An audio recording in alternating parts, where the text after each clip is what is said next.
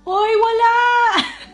JNCY Mirror Lip Gloss. Real transfer-proof gloss daw ito. And closest sa Maybelline Vinyl. Pero hindi siya sticky and heavy feeling. Malalaman natin yan. Morena-friendly shades daw itong mga to. And suitable for Filipina girlies. Tanghulo lips achieved. Ang ganda ng kulay Uy, wala nga akong nafe-feel na lagkit sa kanya. Pero tingnan nyo naman. Sobrang dali na application ko and you know, solid kagad yung kulay. Even na even yung pagkaka-apply. Ang ganda. Tingnan nga natin kung talagang transfer-proof. Walang cut to Hoy, wala!